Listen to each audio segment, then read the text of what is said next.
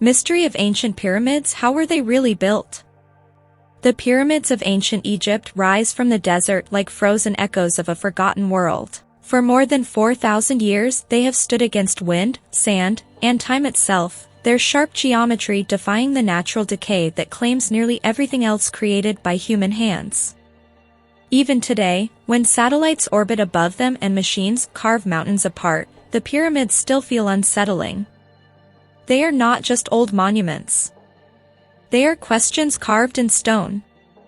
At Giza alone, more than 2 million limestone blocks form the Great Pyramid, each weighing several tons. These stones were shaped, transported, lifted, and placed with astonishing precision. The structure aligns closely with true north. Its base is nearly perfectly level. The joints between blocks are so tight that a blade cannot slide between them. All of this was achieved in an age officially described as primitive, without steel tools, engines, or modern mathematics. This contrast between the supposed limits of ancient technology and the reality of what stands in the desert is where the mystery truly begins. For centuries, historians offered simple explanations. Enslaved laborers, brute force, and endless suffering were said to be the engine behind the pyramids. Thousands of men pulling ropes, dragging stones across sand, driven by cruel overseers and blind devotion to god-kings. This image was convenient, dramatic, and easy to accept. Yet archaeology has slowly dismantled it. Workers' villages discovered near Giza show evidence of skilled laborers who were fed, housed, and medically cared for. Broken bones were set and healed. Diets included meat and bread in large quantities. These were not disposable slaves. They were trained builders. But even with skilled workers, the core question remains. How did they do it? The scale alone is overwhelming. The Great Pyramid was built in roughly 20 years. That means thousands of massive stones quarried, transported, and placed every single day with extraordinary accuracy. The limestone casing stones once polished to a mirror-like finish reflected sunlight so intensely that ancient writers claimed the pyramid shone like a second sun. The internal chambers were engineered to relieve pressure and prevent collapse, using massive granite beams hauled from Aswan, hundreds of kilometers away. Granite is harder than limestone and difficult to work even with modern tools. Mainstream explanations often rely on ramps. Straight ramps, zigzag ramps, spiral ramps. Yet every ramp theory introduces new problems. A straight ramp long enough to reach the top would have required more material than the pyramid itself. Spiral ramps leave no clear archaeological trace. Internal ramps, while intriguing, still fail to fully explain how precision was maintained at every stage. Ramps answer part of the question, but not all of it. Then there is the matter of knowledge. The pyramids are not isolated achievements. They are the result of centuries of experimentation. Earlier pyramids show mistakes, collapses, adjustments. The bent pyramid stands as a visible lesson in structural failure and correction. This tells us that the builders were not blindly stacking stones. They were engineers, learning from errors, refining techniques, and passing knowledge across generations. This raises another question. Where did this knowledge originate, and how was it preserved with such consistency? Ancient Egyptian texts speak little about pyramid construction. They describe rituals, gods, and kings, but remain strangely silent on the practical methods used to create their greatest monuments. This silence has fueled speculation for generations. Some argue that the knowledge was sacred, restricted to priestly elites. Others suggest that construction methods were considered mundane, not worthy of record. But given the monumental importance of pyramids, this absence feels deliberate. Modern experiments have shown that small teams can move large stones using simple tools, sledges, water-soaked sand, and coordinated effort. These experiments prove that it was possible. Yet possibility is not the same as explanation. Knowing that something can be done does not fully explain how it was actually done at such scale, speed, and precision. There is also the issue of alignment. The pyramids are oriented with incredible accuracy to the cardinal directions. This was achieved without compasses. The builders likely used stars, shadows, and careful observation of the sky. This implies advanced astronomical knowledge and long-term observation. The pyramids were not just tombs. They were instruments, tied to cosmic cycles, reflecting a worldview where Earth and sky were deeply connected. As we peel back layers of assumption, the story becomes more complex. The pyramids are not the product of mystery alone, nor are they fully explained by simple labor and ramps. They sit in a gray zone between accepted history and unanswered questions. Each stone invites us to look deeper, not just at ancient Egypt, but at our own assumptions about the past. In this series, we will move step by step through the theories, the evidence, and the overlooked details. We will examine how stones were cut, how they were moved, how they were lifted, and how knowledge was organized. We will separate what we know from what we think we know. Most importantly, we will ask why these structures were built with such care and precision, and what that reveals about the people who built them. The pyramids are not silent. They speak through geometry, alignment, and endurance. We just have to learn how to listen. In the next part, we will begin at the source, the quarries themselves, where the journey of each stone began, and where the first clues to this ancient engineering puzzle can still be found beneath the Egyptian sun. The quarries where the story begins. To understand how the pyramids were built, we must step away from Giza and travel backward along the path of the stone itself. Before a single block was lifted toward the sky, it was torn from the earth.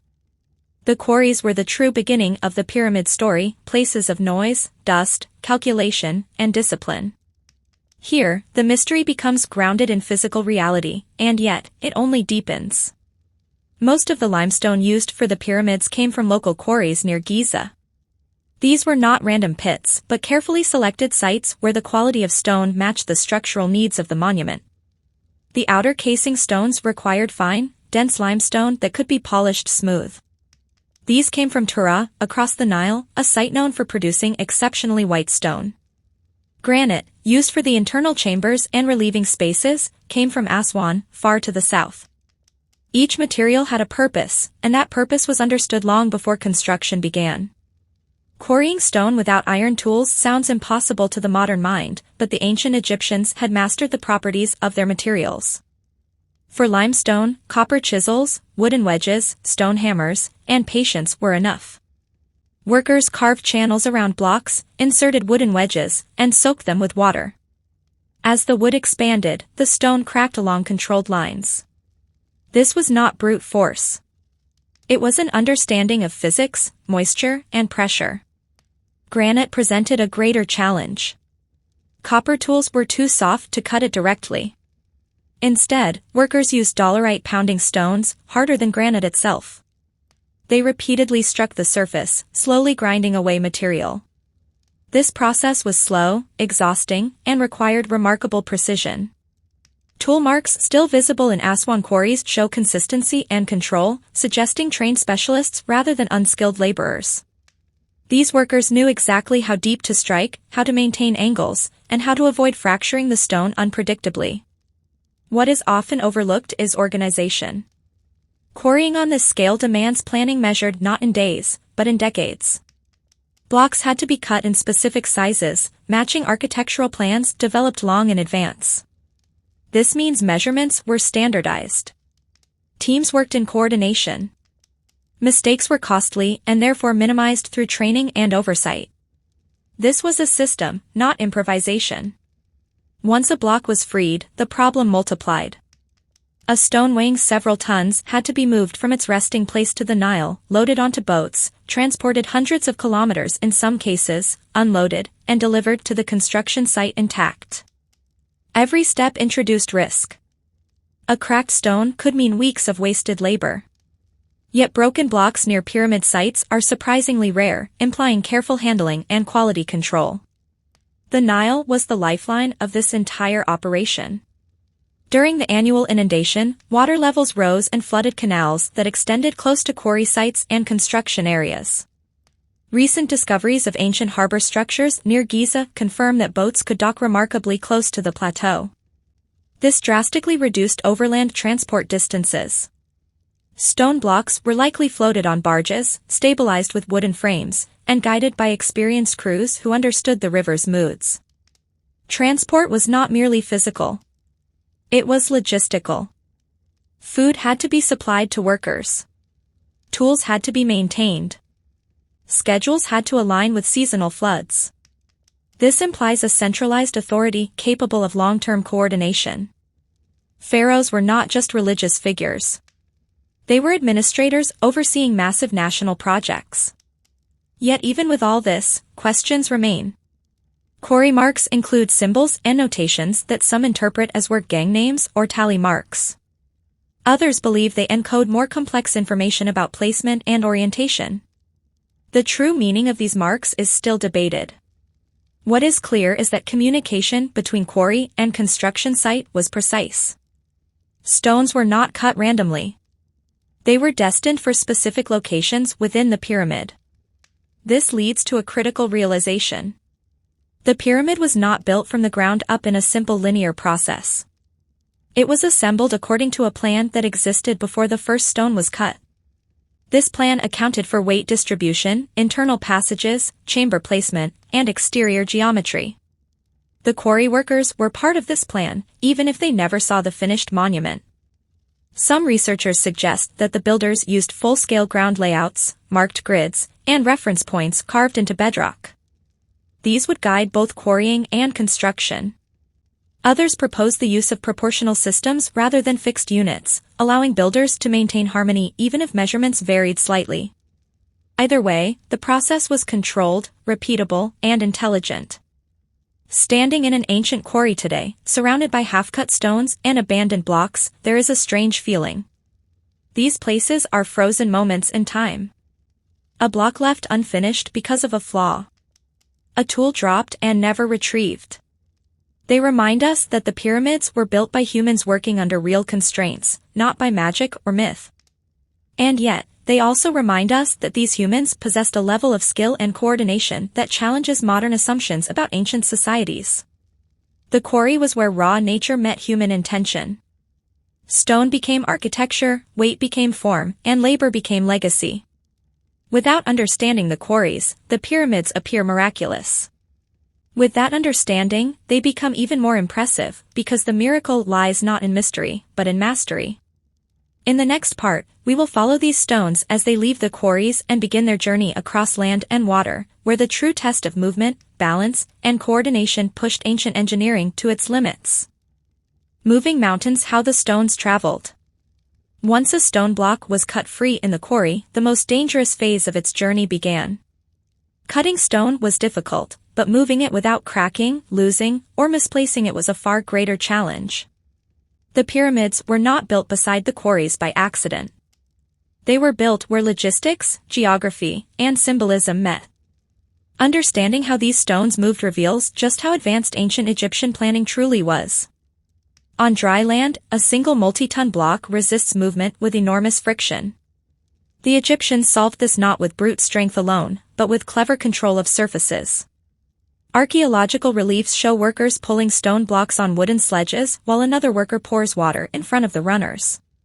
Modern experiments confirm this technique. Wet sand dramatically reduces friction, allowing heavy loads to slide more smoothly and with less force. This simple act of adding water transformed the desert from an obstacle into a controlled pathway.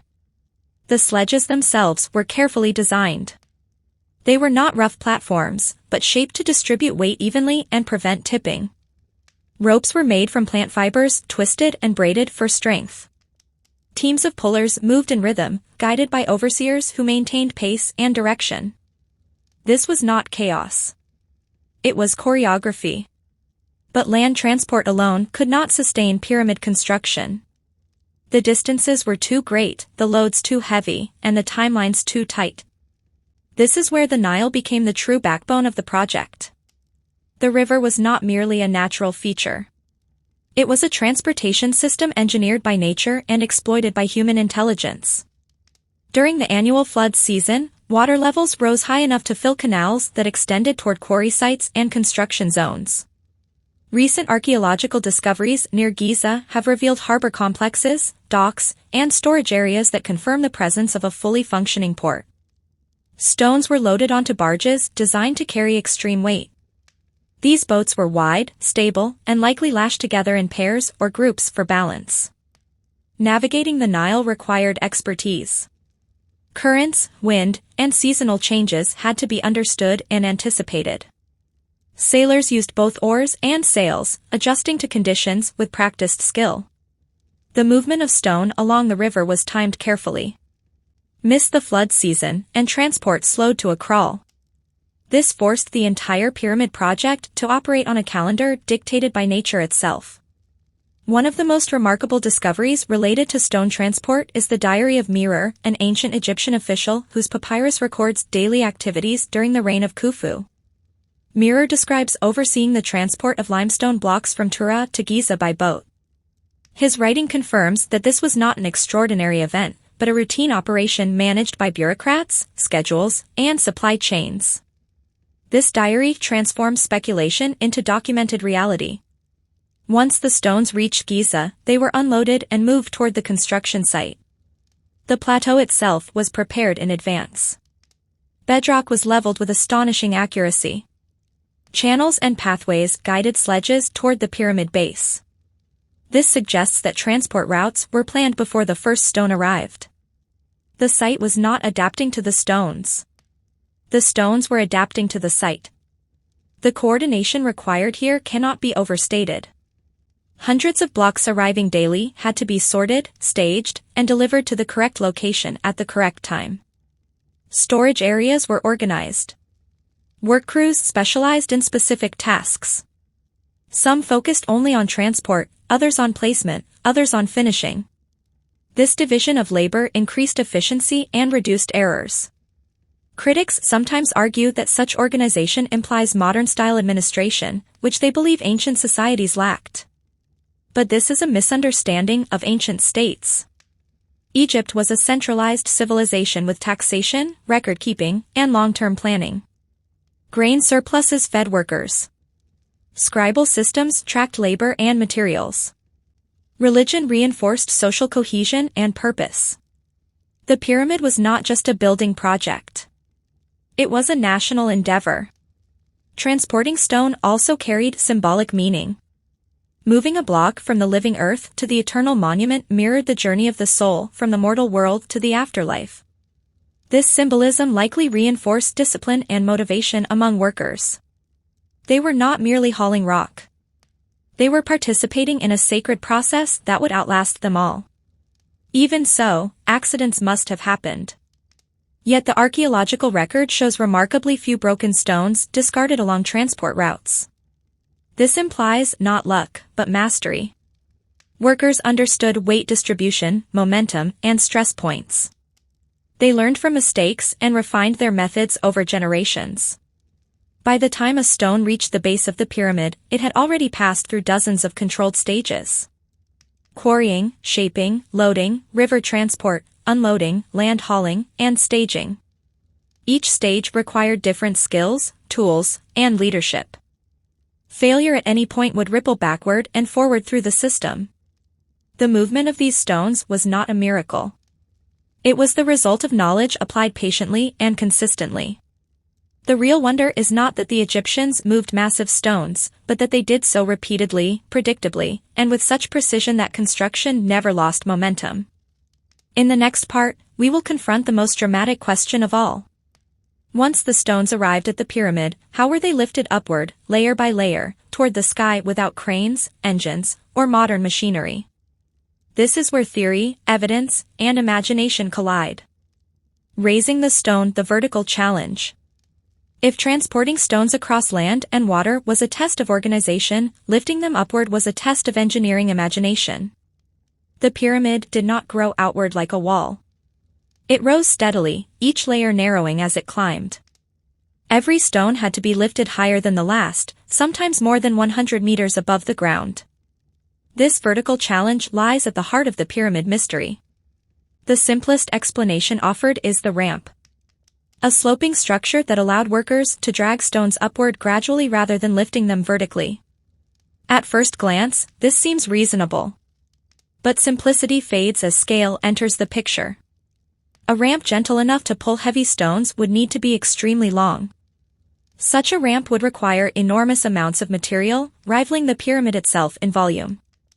No clear archaeological remains of such massive ramps have been found. This has led to alternative ramp theories. Some propose zigzag ramps that ran along one face of the pyramid. Others suggest spiral ramps wrapping around the exterior. These designs reduce material requirements but introduce new problems. Tight corners complicate movement. Visibility is reduced, making precision placement difficult. External ramps would also block access to casing stones, which were installed from the top downward in later stages. An increasingly discussed idea is the internal ramp theory. This proposes that a ramp was built inside the pyramid, spiraling upward just behind the outer face. Such a ramp would be protected from weather, require less material, and allow precise control of stone placement. Evidence for this includes anomalies detected by scans and voids within the pyramid. However, internal ramps remain difficult to prove conclusively, as excavation risks damaging the structure. It is also possible that no single ramp system was used throughout construction. Early stages may have relied on straight ramps. Mid-level construction could have shifted to zigzag or internal systems. Final stages may have used levers and short ramps. This flexible approach aligns with how complex projects are actually managed. Methods evolve as conditions change. Levers, often overlooked, were likely crucial. Wooden levers combined with stone or wooden fulcrums can lift enormous weights incrementally. A stone could be raised a few centimeters at a time, blocked, and lifted again. Repeating this process allowed workers to climb the pyramid step by step. This method requires patience and coordination rather than raw strength. The pyramid itself may have served as its own lifting platform. As each layer was completed, it became the working surface for the next. Stones were not lifted from ground to summit in one motion. They were raised from level to level, each step planned and controlled. This reduces the apparent impossibility of the task. Precision during placement is another puzzle. Stones were not merely dropped into place. They were aligned with extraordinary accuracy. This suggests the use of guiding lines, plumb bobs, and reference markers. Simple tools, when used consistently, can achieve remarkable results. Ancient builders understood this deeply. The workforce itself was structured for efficiency. Teams specialized in hauling, lifting, positioning, and finishing. Communication was constant. Signals, chants, and visual cues coordinated movement. The rhythm of work mattered. Sudden force could crack stone or snap ropes. Smooth, steady motion preserved materials and lives. One of the most fascinating aspects of pyramid construction is that mistakes are rare. Courses are level. Angles remain consistent. Internal chambers align correctly even as external walls rise. This implies constant measurement and verification. Surveyors likely worked alongside builders at every stage, checking alignment and adjusting plans as needed. Why invest such effort? The answer lies in belief.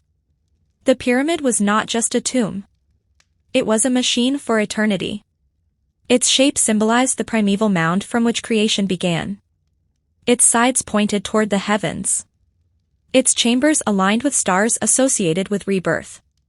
Any flaw threatened not just structural stability, but cosmic order. This belief transformed labor into devotion. Workers were not simply constructing a monument.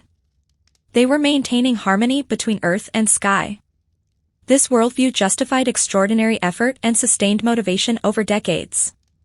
Modern technology often tempts us to dismiss ancient achievements as crude. Yet the pyramids demonstrate a different philosophy of engineering. Instead of overpowering nature, the builders worked with it. They used gravity, friction, balance, and repetition. They accepted time as a tool rather than an enemy. As the pyramid rose higher, the margin for error shrank. Wind increased. Visibility decreased. Fatigue accumulated. And yet, construction continued smoothly until the final stone was placed at the summit. That stone did not mark an ending, but a transition. From construction to completion. From the world of the living to the realm of the eternal.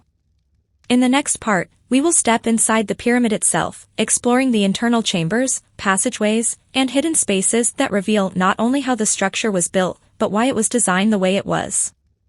The theories that refused to die lost knowledge and uncomfortable questions. Even after examining quarries, transport systems, ramps, internal chambers, and mathematical planning, a sense of unease remains. The mainstream explanation answers many questions, but not all of them with equal confidence. This gap is where alternative theories take root, not necessarily because they are correct, but because they attempt to address what feels unresolved. One of the most persistent questions concerns precision. The Great Pyramid is aligned to true north with an accuracy that rivals modern buildings. Its base is astonishingly level. The casing stones, now mostly gone, were fitted so tightly that their joints were nearly invisible. Skeptics ask how such precision was achieved repeatedly using simple tools, especially under the pressure of time. Some researchers argue that ancient Egyptians possessed lost surveying techniques or optical instruments now forgotten. Others suggest advanced observational astronomy played a larger role than officially acknowledged. These ideas do not require fantastical technology, only a deeper respect for ancient observational skill. Yet even these explanations strain to account for consistency across such massive scale. Then there is the question of speed. Building the Great Pyramid in roughly 20 years requires a pace that feels relentless. While calculations show it is theoretically possible, the margin for error would have been thin. Critics argue that any major disruption, famine, flood failure, or political instability would have derailed the project. The fact that it was completed suggests extraordinary stability, or perhaps construction timelines longer than traditionally assumed. More radical theories propose the use of lost technologies, such as stone softening methods or advanced mechanical devices. These ideas often draw on later legends or misunderstood texts. There is little direct evidence for such technologies, yet their appeal lies in how neatly they seem to solve difficult problems. A softened stone could explain tight joints. Advanced lifting devices could explain vertical transport. However, extraordinary claims require extraordinary evidence. To date, no physical proof of such technologies has been found. No anomalous tools, no chemical residues, no written descriptions. This absence does not automatically disprove these theories, but it weakens them significantly. Another set of theories suggests that the pyramids predate dynastic Egypt, inherited from an earlier advanced civilization. Proponents point to erosion patterns, astronomical alignments, and global similarities between pyramid structures. These ideas challenge established chronology and provoke intense debate. Mainstream archaeology counters that cultural continuity in Egypt is well documented, and that pyramid construction evolved gradually from earlier mastabas. Failed pyramids, transitional designs, and experimental structures provide a clear developmental timeline. This makes the idea of a lost predecessor civilization unnecessary. Yet the persistence of alternative theories tells us something important. The pyramids are not just historical artifacts. They are symbols of human potential. People struggle to accept that a society so ancient could achieve something so enduring without modern technology. This discomfort fuels speculation. Perhaps the real issue is not missing technology, but missing perspective. Modern societies prioritize speed and efficiency. Ancient Egypt prioritized permanence and order.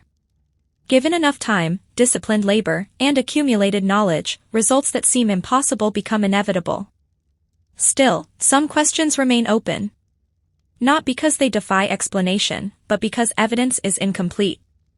Archaeology is not finished. Each discovery reshapes the narrative slightly. The pyramids remind us that history is not static. It is revised as understanding deepens. In the next part, we will explore the people who actually built the pyramids, not as anonymous masses, but as individuals with lives, injuries, families, and pride in their work.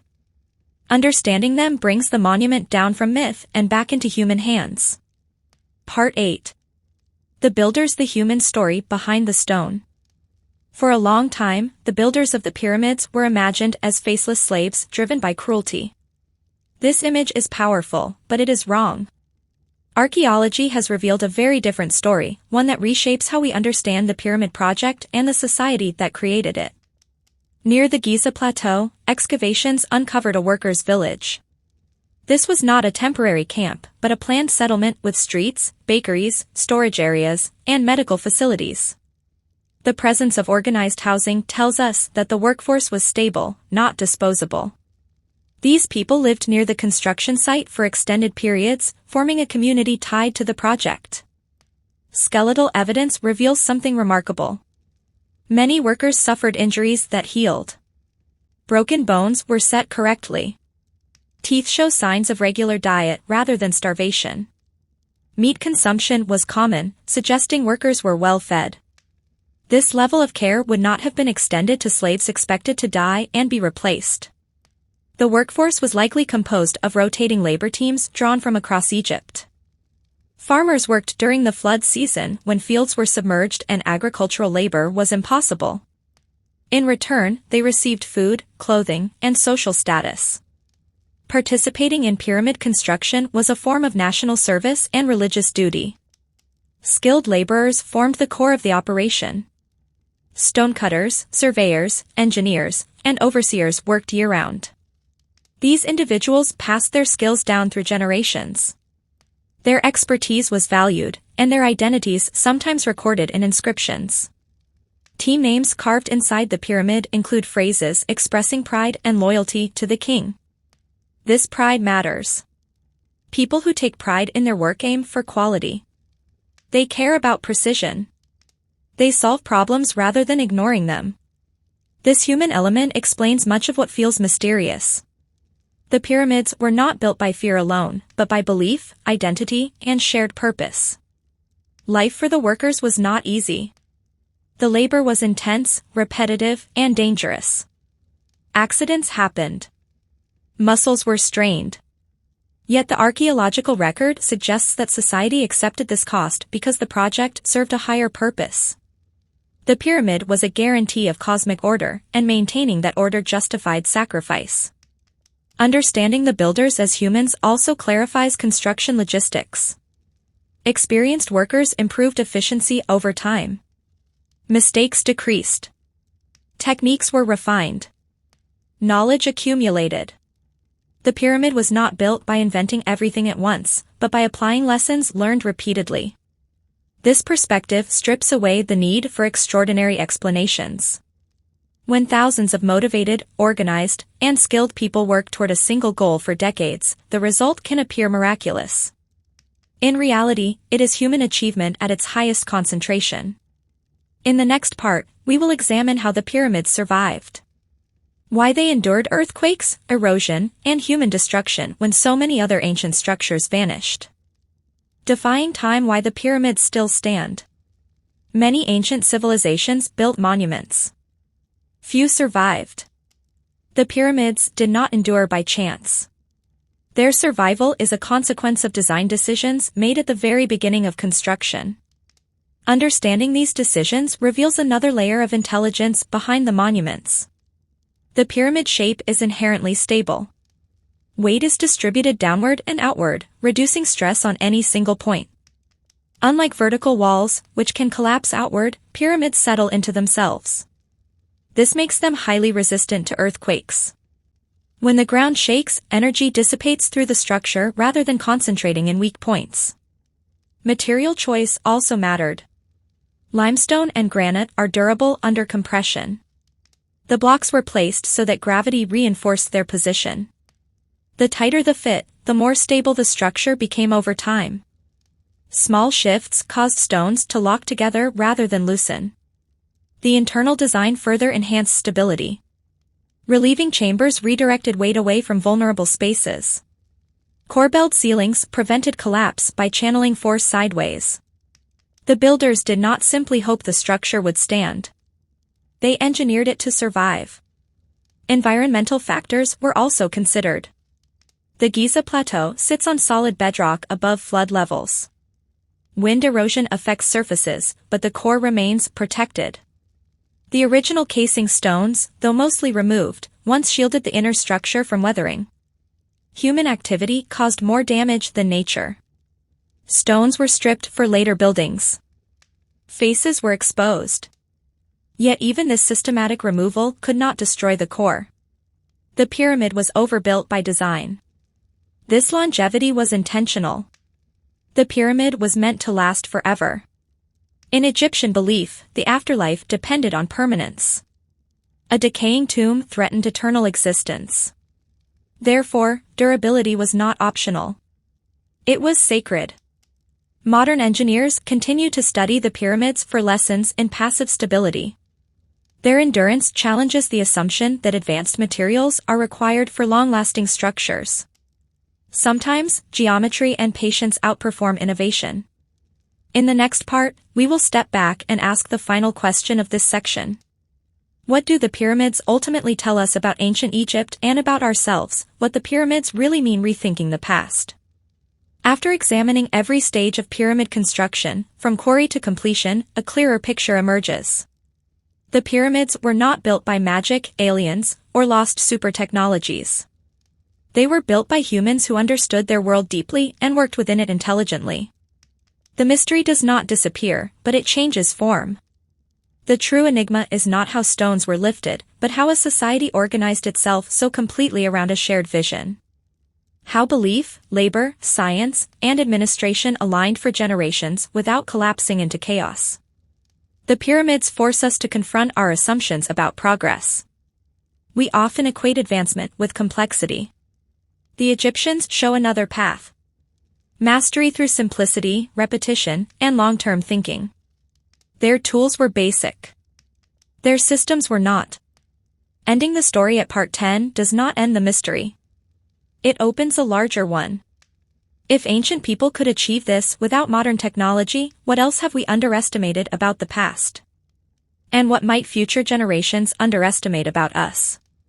As we move forward toward later parts, we will expand beyond Egypt. We will compare pyramids across cultures, examine global patterns, and explore whether these monuments share more than coincidence. The story of how the pyramids were really built is not just about stone. It is about human potential, remembered and forgotten. And the deeper we look, the clearer it becomes. The pyramids are not relics of a lost world. They are mirrors, reflecting what humans can accomplish when purpose outlasts time. Beyond Egypt, pyramids across the ancient world. By the time we reach this point in the story, one unsettling thought begins to surface. Egypt was not the only civilization to build pyramids. Across the world, separated by oceans and millennia, other cultures raised strikingly similar monumental forms. This does not mean they shared direct contact, but it does force us to question why the pyramid shape emerged again and again as a solution to monumentality. In Mesopotamia, ziggurats rose in stepped layers, massive platforms built of mud brick and stone. Though different in function and appearance, they share the same core principle of upward movement, sacred elevation, and structural stability. In Mesoamerica, the Maya, Aztec, and other civilizations constructed pyramids with stairways ascending to temples at the top. In China, large pyramid-shaped burial mounds still lie partially hidden beneath vegetation. Even on distant islands, ceremonial platforms echo similar geometric logic. The easy explanation is practicality. A pyramid is stable. It resists gravity. It is easier to build higher by stacking inward rather than outward. This explanation is valid, but incomplete. Many stable shapes exist. Yet the pyramid repeatedly becomes sacred architecture, tied to gods, afterlife, and cosmic order. In Egypt, the pyramid symbolized the primeval mound, the first land to rise from chaotic waters at creation. In Mesoamerica, pyramids represented mountains, places where gods descended and rituals connected heaven and earth. In Mesopotamia, ziggurats acted as bridges between divine and human realms. Different myths, same structural instinct. This suggests something deeper than coincidence. Human civilizations, when grappling with the idea of eternity and the divine, often turn to height, mass, and symmetry. The pyramid embodies all three. It dominates the landscape. It resists decay. It draws the eye upward. Yet there is an important difference. Egyptian pyramids are sealed, inward-focused, and funerary. Mesoamerican pyramids are open, ceremonial, and periodically rebuilt. This tells us that form alone does not define purpose. Cultural context shapes meaning. Comparing these structures helps us understand Egypt better. Egyptian pyramids were not meant for public ritual. They were meant for eternal function. Once sealed, they were never meant to be reopened. This permanence aligns with Egyptian beliefs about death as a continuation rather than an end. The global presence of pyramidal architecture does not prove shared lost knowledge, but it does prove shared human logic. Faced with gravity, time, and belief, different cultures arrived at similar answers. This realization grounds the pyramid mystery firmly in human psychology and engineering rather than fantasy. In the next part, we will turn back to Egypt and examine how pyramid building changed over time and why this monumental tradition eventually came to an end. The decline of the Pyramid Age, why the giants stopped rising. After the Great Pyramid and its successors, something surprising happened. The age of giant pyramids ended. Later pharaohs still built tombs, but none attempted structures on the same scale. This decline was not due to forgotten knowledge. It was a deliberate shift driven by politics, economy, and belief. Early pyramids were statements of absolute power.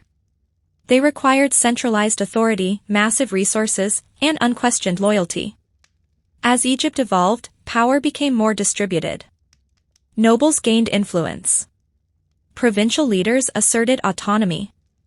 Funding a single colossal monument became less practical. Economic realities also mattered. Pyramid construction consumed enormous resources. Stone, labor, food, and logistics strained the state. While early dynasties could afford this concentration of wealth, later rulers faced competing demands such as military defense and infrastructure. Religious beliefs evolved as well. The afterlife became more accessible to non-royalty. Elaborate tombs and texts spread beyond the king. This reduced the need for a single eternal monument to guarantee divine transformation. Security concerns also played a role. Pyramids were visible targets for looters. Despite efforts to seal them, many were robbed. Later pharaohs chose hidden tombs carved into valleys and cliffs. The Valley of the Kings represents this shift. The tomb was concealed, protected by secrecy rather than mass. Importantly, the skills did not vanish. Stone cutting, surveying, and construction continued in temples and statues. The change was not technological decline but strategic choice. This ending of pyramid building reinforces an important lesson. The pyramids were not inevitable. They were products of a specific moment when belief, power, and resources aligned perfectly.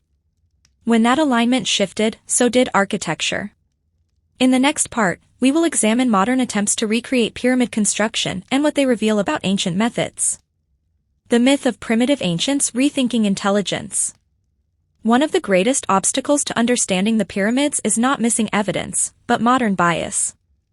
We often assume that technological progress equals intelligence. This leads to the false belief that ancient people were intellectually inferior. Ancient Egyptians lacked machines, but they did not lack minds.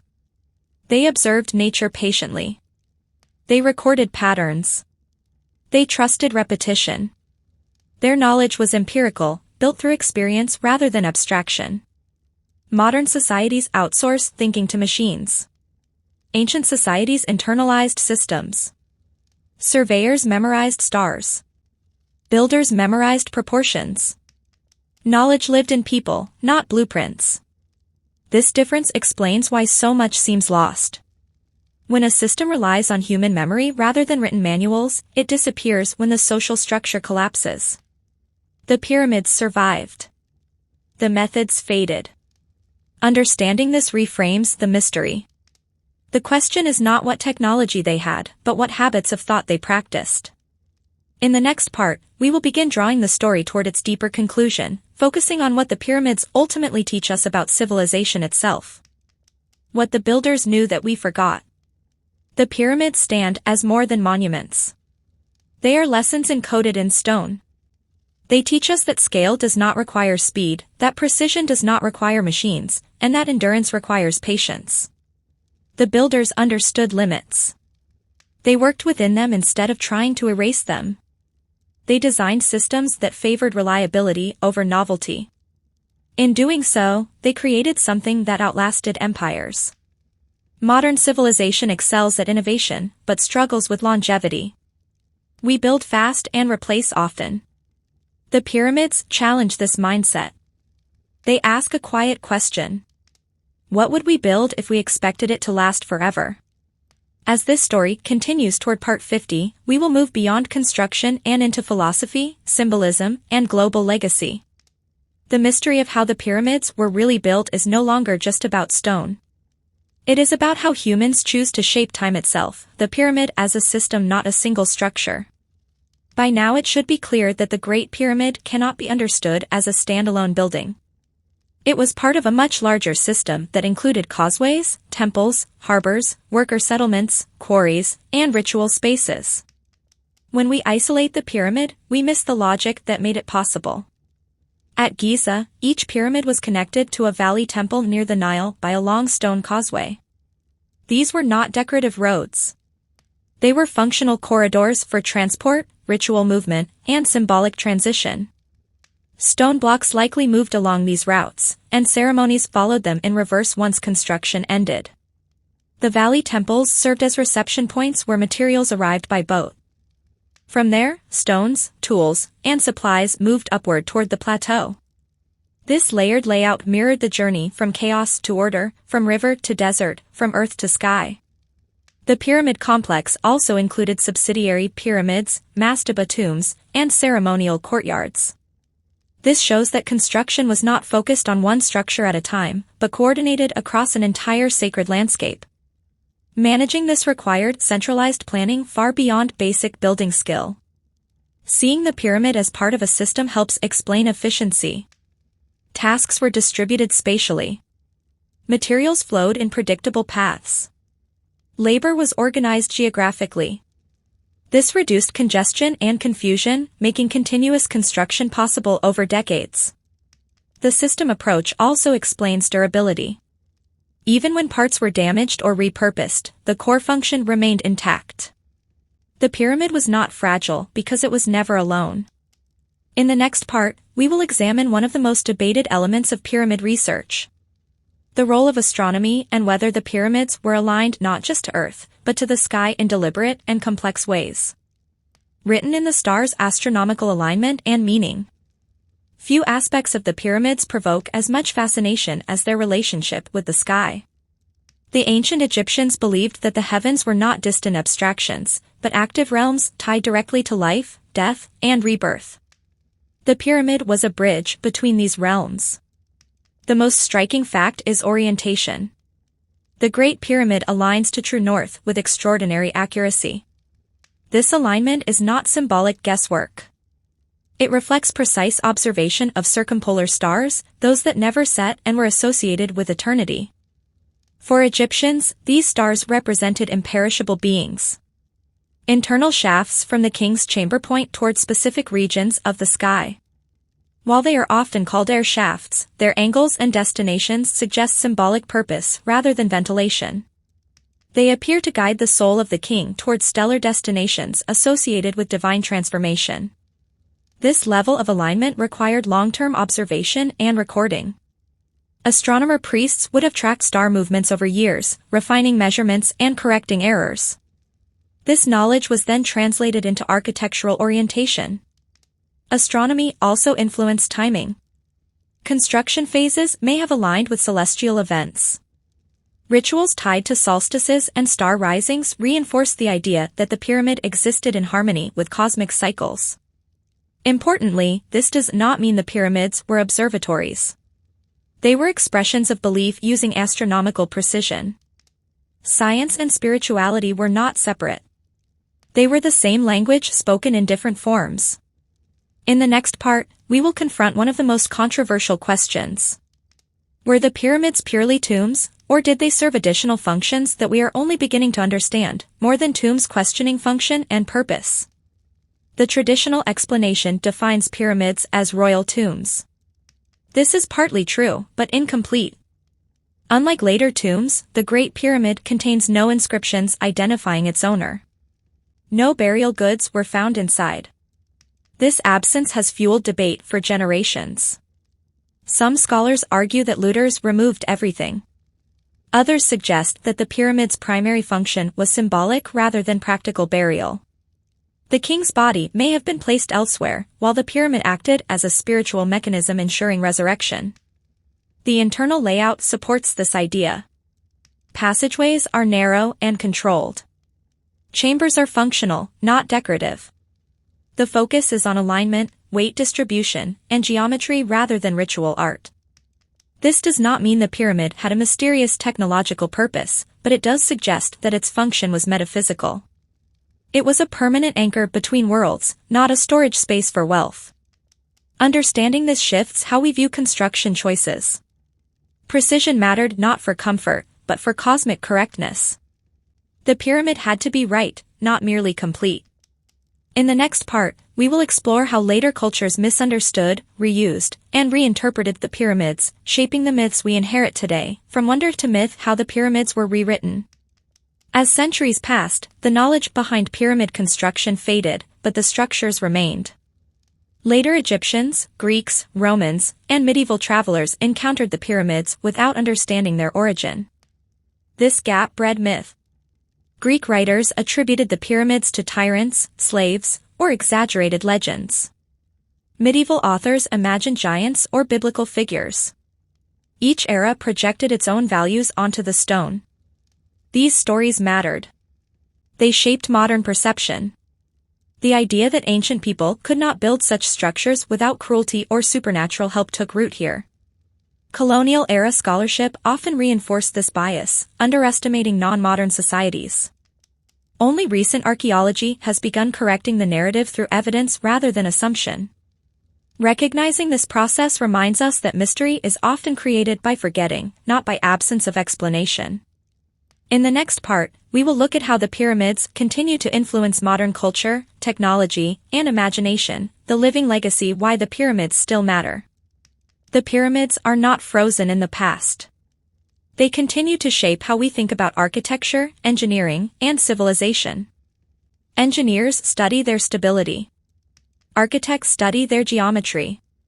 Artists draw inspiration from their form. But their deeper legacy is philosophical. They challenge modern ideas about progress. They show that greatness does not require speed, but alignment of purpose. The pyramids ask us to think in centuries, not quarters. They remind us that what lasts is not always what is newest, but what is most carefully considered. As we move forward toward Part 50, the story will widen further. We will explore global echoes, hidden patterns, and the psychological impact of monuments on human societies. The mystery of how the pyramids were really built is slowly transforming into a different question. What kind of civilization chooses to build something meant to outlive itself? And that question is far from finished. Power and cooperation leadership on a monumental scale. The pyramids were built under kings, but not by fear alone. Evidence from worker villages shows organized communities, healthcare, food supply, and social structure. This suggests cooperation, not mass slavery. Leadership functioned as coordination. Officials oversaw logistics. Foremen managed crews. Skilled artisans held status. Labor was rotated seasonally, allowing farmers to work during Nile floods when fields were underwater. This system created shared purpose. Building the pyramid was not just labor. It was national participation in cosmic order. Workers believed they were contributing to stability that benefited everyone. Such leadership relied on trust and continuity. Projects spanned decades. Only stable governance could maintain momentum without collapse. Next, we examine the materials themselves and why stone was chosen over seemingly easier alternatives, why stone endurance over convenience. Mud brick was common in ancient Egypt. It was cheap and fast. So why build pyramids from millions of tons of stone? Stone represented permanence. The pyramid was meant to endure beyond time. Using stone aligned with its spiritual function as an eternal structure. Different stones served different roles. Limestone for casing. Granite for chambers. Each chosen for strength, symbolism, and availability. Transporting stone was difficult but predictable. Once systems were established, stone became more reliable than fragile materials that degraded quickly. The choice of stone was not technological bravado. It was philosophical commitment. Next, we will look at mistakes and imperfections that reveal the human side of construction, flaws that prove humanity. Despite their precision, pyramids are not perfect. Slight deviations exist. Internal passages shift subtly. Some blocks are uneven. These flaws are important. They prove human involvement. They show correction under pressure, not mechanical perfection. In some pyramids, construction techniques change mid-project. This suggests adaptation when earlier methods proved inefficient. Perfection was not absolute. Function and alignment mattered more than cosmetic symmetry. These imperfections bring us closer to the builders. They were skilled, not supernatural. In the next part, we explore how modern technology is reshaping our understanding without rewriting history, modernize ancient truths. Laser scans, satellite imaging, and digital modeling have transformed pyramid research. Hidden voids are detected. Internal structures mapped without excavation. Yet technology has not replaced ancient methods. It confirms them. The data supports gradual construction, intelligent planning, and human skill. Modern tools remove mysticism but deepen respect. The more we learn, the more impressive the achievement becomes.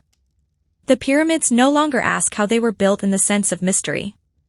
They ask how knowledge, belief, and cooperation aligned so perfectly.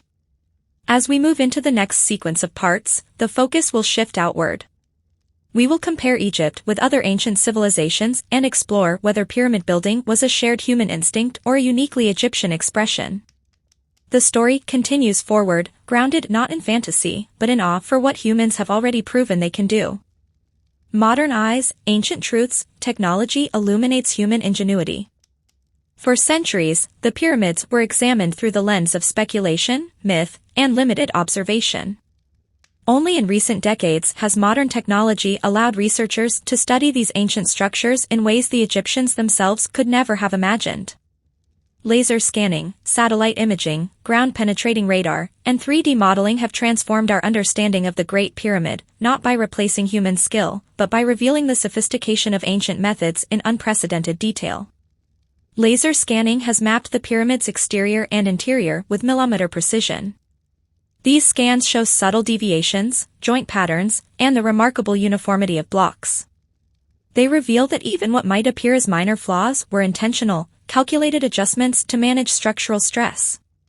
The technology confirms what ancient builders achieved without written blueprints or digital tools: near-perfect alignment, weight distribution, and internal geometry.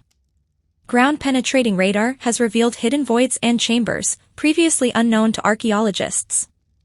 These discoveries suggest that the internal complexity of the pyramid was greater than once thought, with spaces designed not for convenience but to manage weight, provide stability, and possibly serve symbolic or ritual purposes. Even in these hidden structures, the same patterns of precision and human problem-solving are evident. Each void is evidence of planning, adaptation, and practical foresight executed on a massive scale. Satellite imagery allows researchers to study construction logistics in ways impossible at the ground level. Quarries, transport routes, and worker settlements can be identified, providing a full picture of how materials moved from source to site. This confirms that the Egyptians had highly organized supply chains and that construction was a state-level project, coordinated across miles with precise scheduling. Digital modeling has enabled simulations of labor, ramp design, and stone placement. Researchers can now recreate scenarios, testing hypotheses about how blocks were lifted, maneuvered, and set into place. These experiments confirm that ancient methods, when applied systematically, could achieve the pyramid's monumental scale and precision.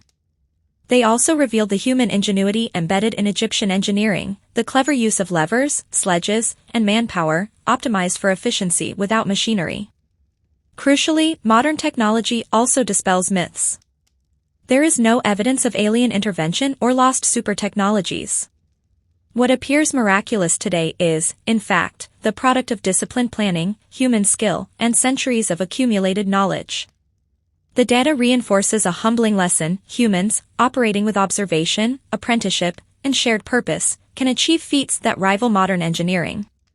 Laser scans also provide insight into the sequence of construction.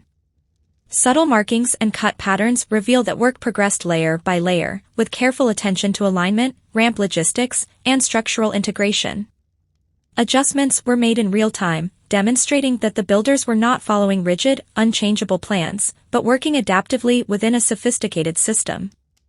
This confirms earlier archaeological theories about oral transmission, apprenticeship, and embodied knowledge.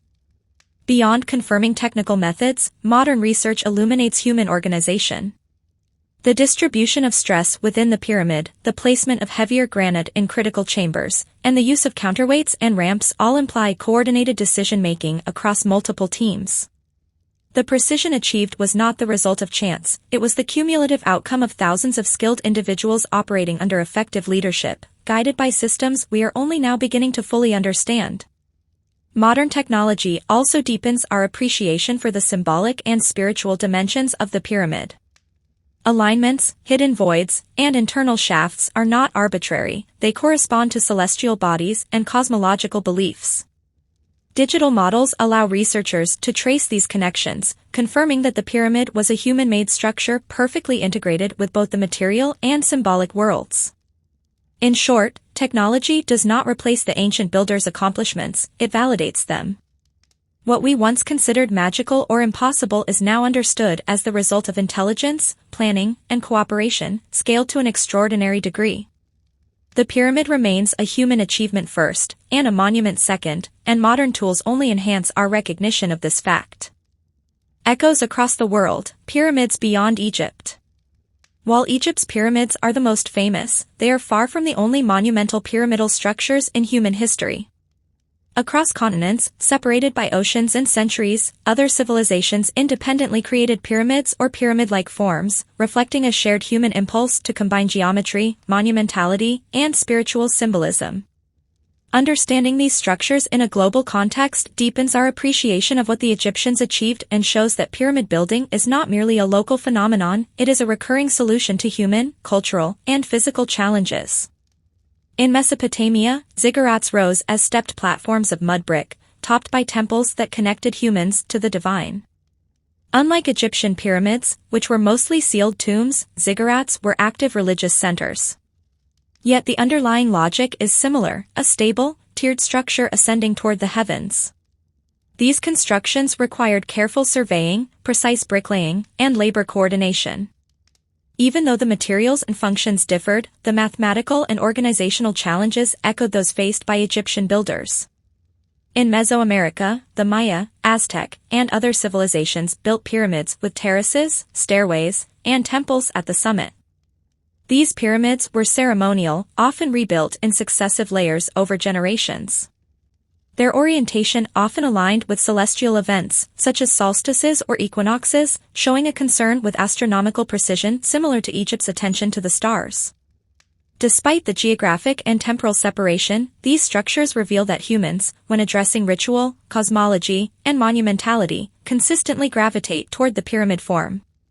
In China, large burial mounds shaped like pyramids, often for emperors or high-ranking officials, appear in the archaeological record. The dimensions and methods varied, but these mounds reflect the same principles: elevation, symbolism, and permanence. Builders relied on the resources at hand, employing techniques suitable for their environment, yet still achieving the monumental scale needed to reflect social hierarchy and cosmological belief. Even in remote islands of the Pacific, ceremonial platforms and stone mounds display a similar logic. These constructions were smaller in scale, but they share the key traits of pyramid-like stability, monumental intent, and alignment with social or spiritual practice. The recurrence of pyramidal architecture globally suggests that the shape itself is a natural response to both practical and symbolic challenges. Structurally, pyramids are inherently stable, distributing weight outward and resisting collapse. Symbolically, they point toward the heavens, embody permanence, and create a visual focus that commands attention. Yet each culture adapted the pyramid to its own needs, resources, and beliefs, producing variations that reflect human creativity within constraints. This cross-cultural perspective reframes our understanding of Egyptian pyramids. They are not anomalies. They are the apex of a widespread human tendency to solve architectural, social, and symbolic problems with a geometric form that balances stability, visibility, and spiritual resonance. In the next part, we will explore the philosophical and psychological reasons behind the universal appeal of pyramids, connecting their form to human cognition, perception, and cultural expression. Evolution of Egyptian pyramids, from step to perfection. By the time of the Old Kingdom, pyramid construction had already undergone significant evolution. Early forms, like the Djoser step pyramid, marked a critical transition from simple mastaba tombs to multi-tiered monuments reaching toward the sky. The step pyramid was not only an architectural experiment but also a testing ground for engineering, symbolism, and labor organization. Its stacked tiers allowed builders to incrementally solve problems of stability and weight distribution, setting the stage for the smooth-sided pyramids that would follow. The evolution from step pyramids to true pyramids, culminating in the Great Pyramid of Khufu, reflects both technological advancement and spiritual refinement. Builders learned from each iteration, they optimized angles to prevent collapse, refined internal chambers to withstand enormous weight, and experimented with casing materials for durability and visual impact. Each successive pyramid incorporated lessons from its predecessors, representing a cumulative architectural knowledge embedded in stone. Leadership played a pivotal role in this evolution. Pharaohs not only dictated scale but also influenced symbolic and ritual aspects. Architectural decisions were intertwined with cosmology. The pyramid was a terrestrial representation of the primeval mound, an axis connecting earth and sky, life and afterlife. As such, form and function were inseparable, with technical choices reflecting broader spiritual intentions. Labor systems also evolved. By the 4th dynasty, evidence shows highly organized labor rotations, with workers' villages supplying food, medical care, and training. Skilled craftsmen managed quarries, supervised transport, and maintained tools. Seasonal agricultural rhythms dictated workforce deployment, creating a balance between productivity, social stability, and sustainability. These innovations enabled pyramids to grow taller, smoother, and more precise. Materials became more carefully selected as well. Early pyramids relied heavily on local limestone, but later constructions incorporated granite and other durable stones for internal chambers, ceremonial passageways, and structural reinforcements. Builders demonstrated remarkable understanding of material properties, recognizing how different stones reacted under compression, weathering, and long-term stress. Yet, even as construction methods improved, the underlying principle remained: the pyramid was a monument of permanence, cosmic alignment, and collective achievement. Step pyramids taught lessons in geometry and logistics. Smooth-sided pyramids perfected these lessons, producing monuments that still inspire awe today. In the next part, we will examine why the era of monumental pyramids eventually declined, exploring political, economic, and environmental factors that reshaped Egyptian architecture and society. The decline of monumental pyramid building, causes and consequences. Despite the astonishing achievements of the Old Kingdom, pyramid construction did not continue indefinitely. By the end of the 4th and 5th dynasties, the scale and frequency of pyramid building began to decline, reflecting a combination of political, economic, and environmental pressures. One factor was economic strain. Monumental pyramids required enormous resources: stone, copper tools, food for laborers, transport infrastructure, and oversight personnel. Sustaining such large-scale projects over decades placed tremendous burden on the state treasury and logistical systems.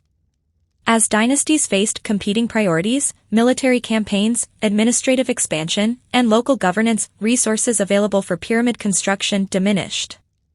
Political instability also contributed.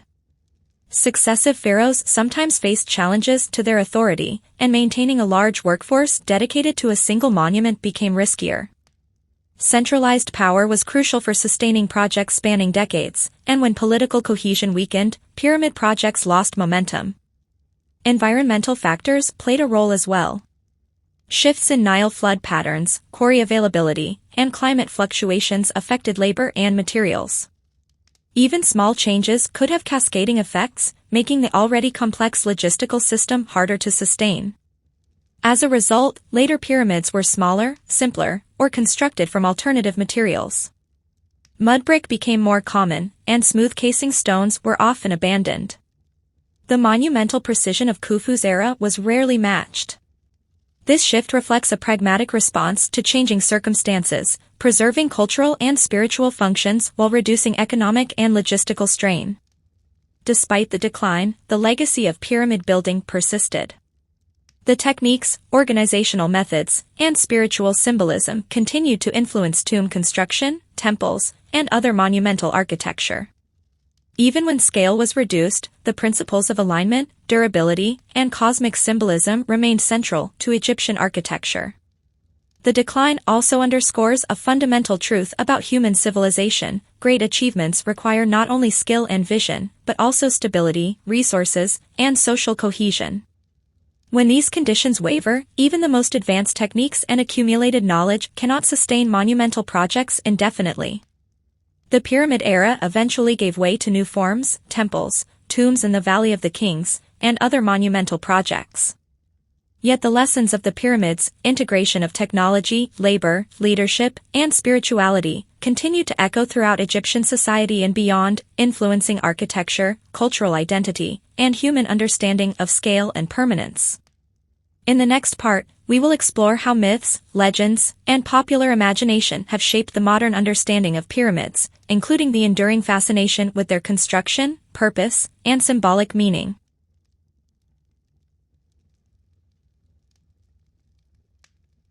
Cultural resonance: pyramids as symbols across time. The Great Pyramid and its companions continue to resonate culturally, serving as symbols of human ambition, endurance, and knowledge. Beyond Egypt, the pyramid motif appears in art, architecture, and even modern media as a shorthand for stability, power, and mystery. These structures remind societies that human effort, when guided by vision and collaboration, can transcend ordinary limitations. Pyramids also provide a framework for understanding civilization itself. They integrate religion, governance, labor, and technology, offering a holistic model of how societies organize to achieve extraordinary objectives. In studying the pyramids, modern observers gain insight into leadership, cooperation, and the alignment of human goals with both natural and symbolic order. Moreover, pyramids inspire philosophical reflection. They confront viewers with questions about time, mortality, and the legacy of human effort. Each stone, each chamber, each alignment with celestial bodies reflects intention, foresight, and belief, a testament that human beings are capable of creating structures that endure far beyond their lifetimes.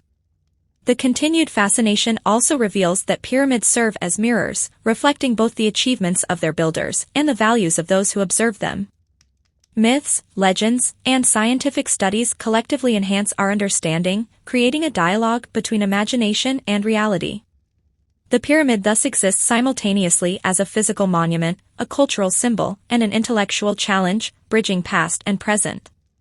In the next parts, we will explore technical mysteries still debated today, such as ramp designs, internal logistics, and astronomical alignment, blending archaeology, engineering, and cultural analysis to approach the ultimate question: how were the pyramids really built on ramps, levers, and ingenuity, the mechanics of construction?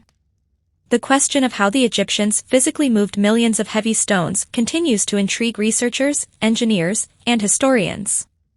While we now understand that advanced tools or supernatural interventions were unnecessary, reconstructing the exact methods requires careful examination of archaeological evidence, experimental archaeology, and logistical modeling.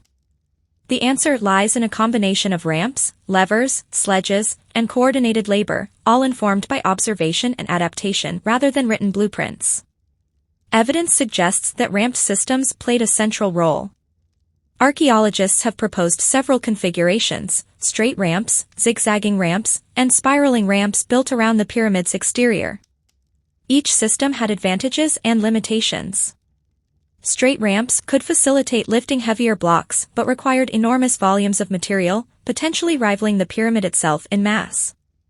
Zigzagging ramps reduced material needs but demanded careful planning to maintain alignment and angle.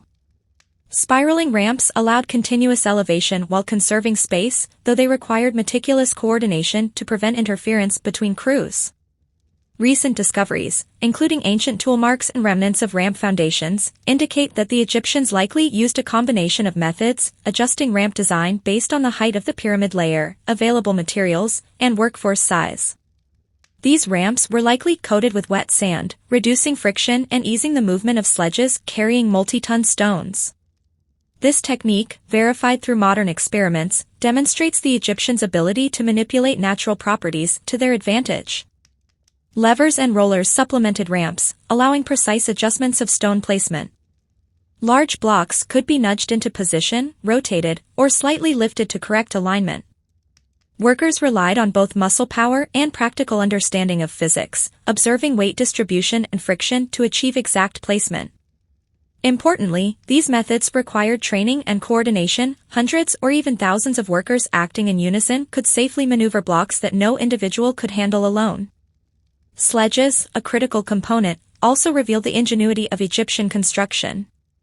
Lightweight wooden sleds reduced wear on stone surfaces and allowed smooth transport across desert terrain. Experimental archaeology has shown that lubricating the sand with water dramatically reduces resistance, allowing teams to move large stones with fewer workers. This demonstrates that the Egyptians combined empirical observation with mechanical principles, even without formal mathematical notation. The placement of the heaviest granite blocks, used in internal chambers, represents another peak of ingenuity. These blocks, some weighing over 50 tons, required not just movement but exact positioning within confined spaces. Archaeological evidence, combined with computer simulations, suggests the use of internal ramps, inclined planes, and coordinated hoisting techniques, allowing workers to insert blocks without damaging surrounding structures. Precision was maintained through sighting, plumb lines, and careful incremental adjustments, a method consistent with what we know about ancient Egyptian attention to measurement and alignment. In summary, construction mechanics at Giza were not mysterious, they were the product of careful observation, experimentation, and systematized human effort. Ramps, levers, sledges, and friction management allowed the movement and placement of massive stones, guided by knowledge passed down through apprenticeships and direct supervision. The pyramid was, in essence, a triumph of applied human intelligence, realized without modern machinery but with tools perfectly suited to their time. Internal logistics, coordinating workforce and material.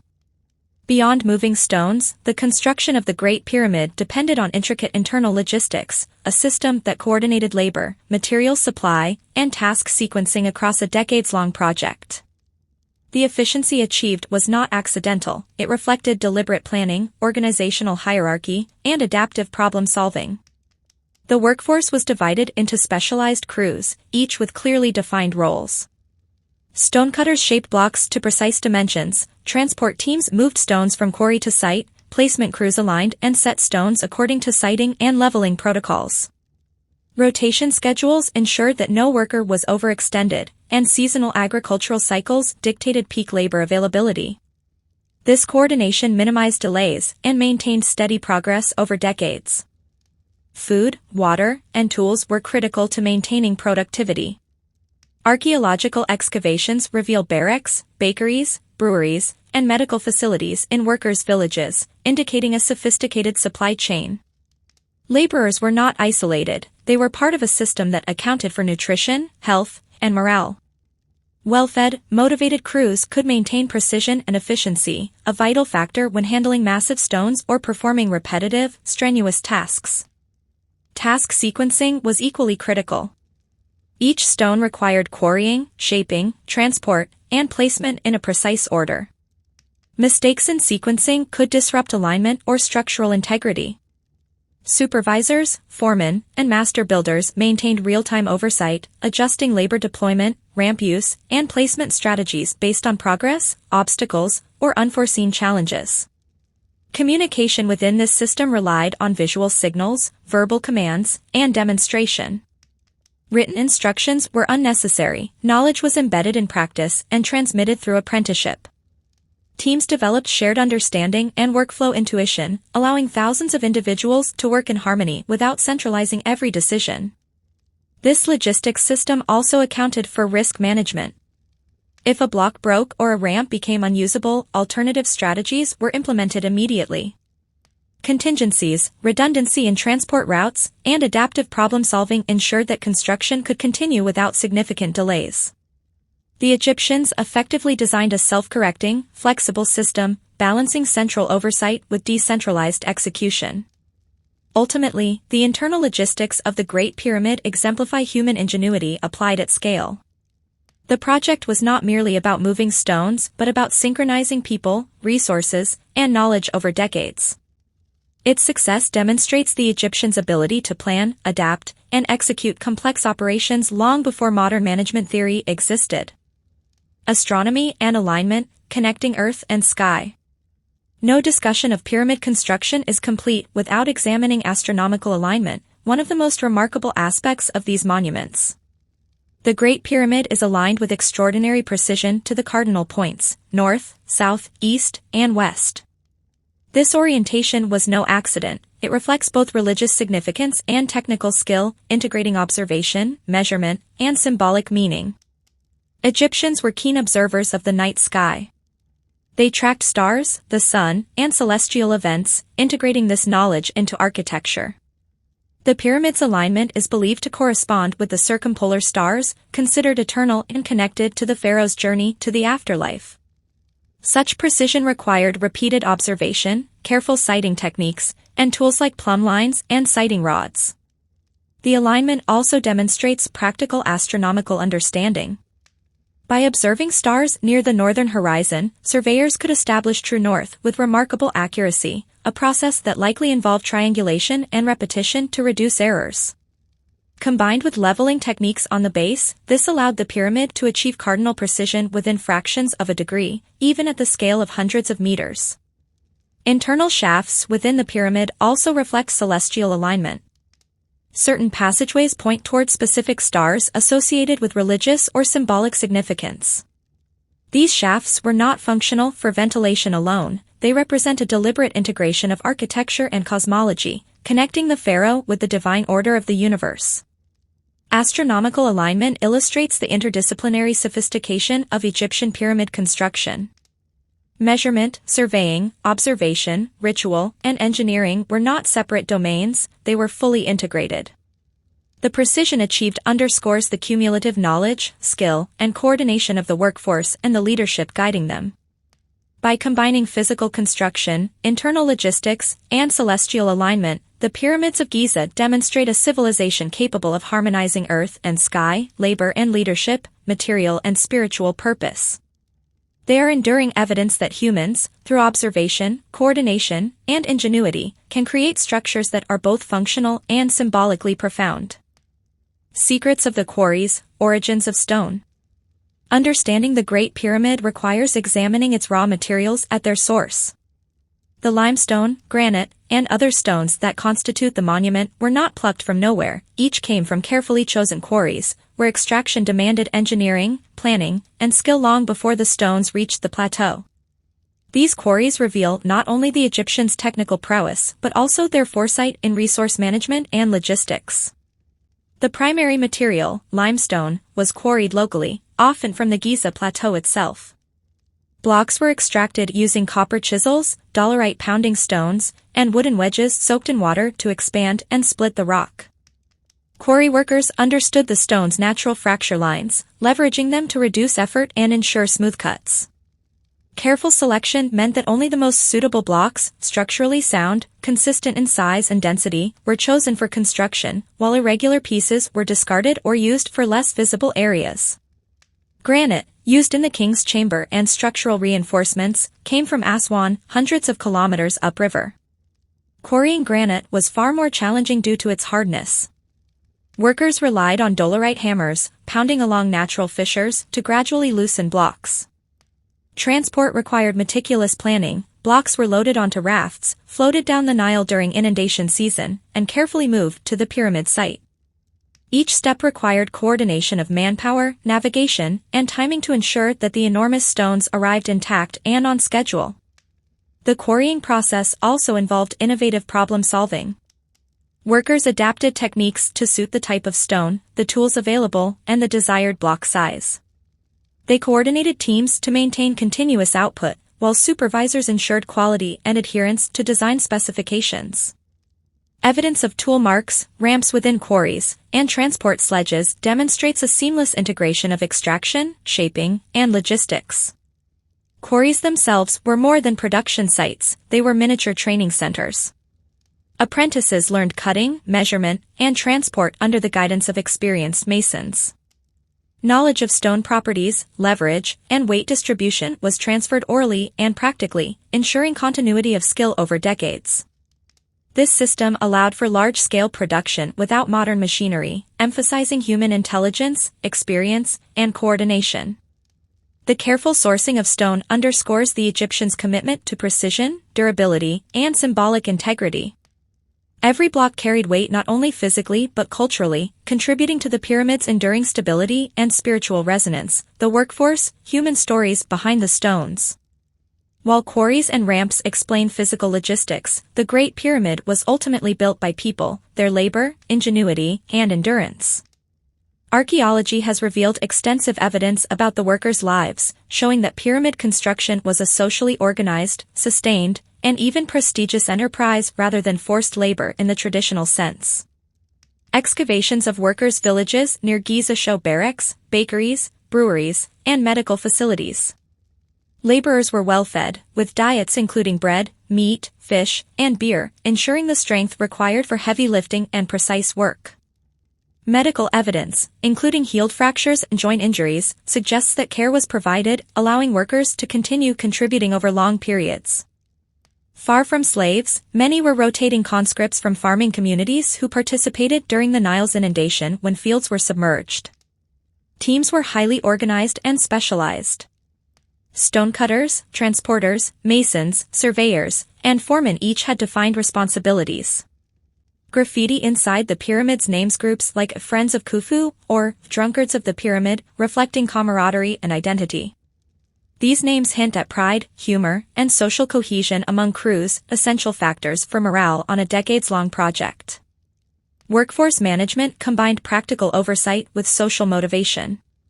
Supervisors monitored alignment, quality, and productivity, while shared belief in the sacred purpose of the pyramid provided intrinsic motivation. Laborers were not only contributing to a pharaoh's tomb, they were participating in a cosmic project, reinforcing social order and religious meaning. Rotational labor schedules optimized efficiency while minimizing fatigue. Agricultural calendars dictated when farmers were available for construction, ensuring a steady yet sustainable workforce.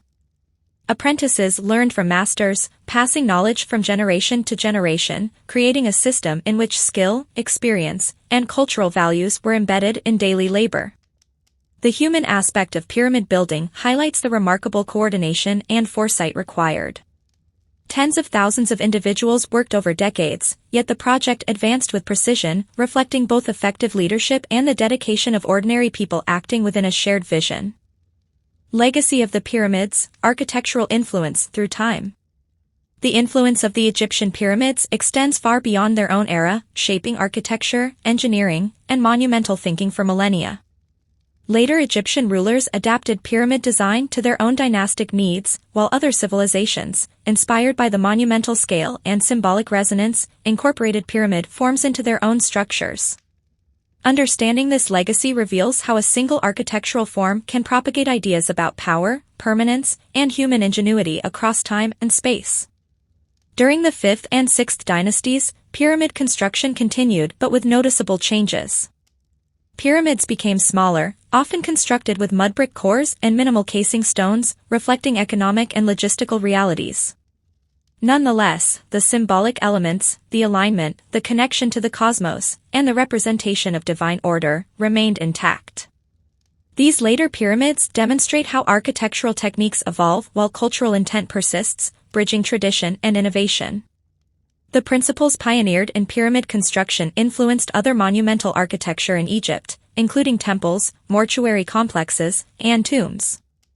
Techniques for transporting massive stones, aligning structures with celestial bodies, and organizing large workforces were applied to temples at Karnak and Luxor. Even when the pyramid form itself became less common, the knowledge infrastructure, surveying, quarrying, logistics, and symbolic integration continued to shape Egyptian construction for centuries. Beyond Egypt, the pyramid form inspired civilizations across the world. In Mesoamerica, for example, the Maya and Aztec civilizations built massive stepped pyramids, often topped with temples, that mirrored the Egyptian combination of function, symbolism, and visibility. These structures were independently developed, yet they share remarkable conceptual parallels: monumental scale, symbolic orientation, and a blend of practical and spiritual purpose. In the modern era, the pyramids have influenced architecture and public monuments worldwide. The Louvre Pyramid in Paris, the Transamerica Pyramid in San Francisco, and countless memorials draw inspiration from the geometric clarity and symbolic resonance of the ancient forms. Designers and architects often cite pyramids as exemplars of timeless form, visual impact, and structural ingenuity, demonstrating how these monuments continue to inform human creativity across millennia. The legacy of the pyramids is thus multidimensional. They serve as technological benchmarks, as symbols of human aspiration, and as cultural reference points. Their impact extends far beyond stone and mortar, influencing thought, creativity, and society's understanding of what humans can achieve when vision, coordination, and knowledge converge, preserving the past, archaeology, conservation, and global heritage. The pyramid's endurance has not come without challenges. Environmental degradation, human activity, and tourism pose risks to their preservation, while ongoing archaeological research seeks to uncover new insights into construction, labor, and cultural meaning. Balancing access, study, and protection is a central task for modern heritage management. Archaeologists use non-invasive technologies to study the pyramids. Ground-penetrating radar, 3D laser scanning, and remote sensing allow researchers to explore hidden chambers, structural anomalies, and quarrying techniques without physically disturbing the stones. These methods preserve the monuments while generating data that clarifies construction methods, worker organization, and architectural intent. Conservation efforts address both natural and human threats. Erosion, water infiltration, and temperature fluctuations can compromise stone integrity, while tourism introduces wear, pollution, and accidental damage. Preservation requires continuous monitoring, careful maintenance, and innovative engineering solutions to stabilize the structures. In some cases, restoration involves reinforcing internal chambers or protective enclosures to safeguard vulnerable areas. Global recognition has also elevated the pyramids as symbols of shared human heritage. UNESCO World Heritage designation highlights their universal value and ensures international cooperation in research and conservation. Modern studies are collaborative, integrating expertise from Egypt, Europe, Asia, and the Americas, reflecting a collective commitment to understanding and preserving human achievement. The combination of research, conservation, and public education ensures that the pyramids continue to inform and inspire. They remain living monuments, not just relics of the past. Each discovery, whether a hidden chamber, a quarry tool, or a fragment of a worker's village, adds depth to our understanding of how these structures were built and what they meant to the people who created them. Enduring inspiration, pyramids in human imagination. The pyramids' influence extends beyond architecture and archaeology. They continue to inspire literature, art, philosophy, and science. They serve as emblems of human aspiration, discipline, and ingenuity, reminding successive generations of the extraordinary possibilities inherent in collective effort. Artists depict pyramids to evoke mystery, grandeur, and timelessness. Writers use them as metaphors for human achievement, resilience, and the passage of time. Philosophers reflect on their symbolic significance, interpreting the pyramids as representations of order, balance, and the pursuit of immortality. Even in popular culture, pyramids symbolize knowledge, power, and the enduring impact of human endeavor. For engineers and project managers, the pyramids offer lessons in coordination, logistics, and resource optimization. Modern large-scale projects, from skyscrapers to infrastructure networks, echo the principles evident in pyramid construction: careful planning, task specialization, adaptive problem-solving, and incremental progress. In this way, the Great Pyramid remains not just a historical artifact, but a blueprint for human organization and achievement. The pyramids also inspire curiosity and scientific inquiry. Modern researchers continue to probe their mysteries, employing cutting-edge technology to understand construction techniques, material properties, and hidden structures. These efforts demonstrate that even ancient monuments can drive contemporary innovation and interdisciplinary study, bridging past and present. Ultimately, the enduring inspiration of the pyramids lies in their integration of human skill, spiritual vision, and collective endeavor. They remind us that monumental achievements are possible when knowledge, coordination, and purpose converge. The Great Pyramid is more than a tomb or a monument. It is a testament to the capacity of human beings to shape the world, to endure, and to aspire toward the eternal. Sacred geometry and spiritual vision, guiding principles of pyramid design. The Great Pyramid of Giza is not only an engineering marvel, it is a monument steeped in spiritual symbolism and sacred geometry, reflecting the Egyptians' profound understanding of the cosmos, divine order, and human destiny. Every dimension, angle, and orientation was carefully considered, demonstrating that the pyramid's design was as much a philosophical and religious statement as it was a physical achievement. Central to the pyramid's spiritual significance is the concept of the primeval mound, the first land to emerge from the chaotic waters of creation, according to Egyptian cosmology. The pyramid mirrors this mound, symbolizing stability, rebirth, and the emergence of order from chaos.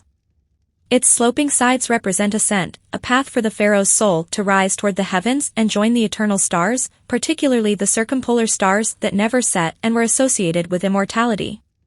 The precision of the pyramid's dimensions and angles suggests deliberate mathematical choices imbued with symbolic meaning.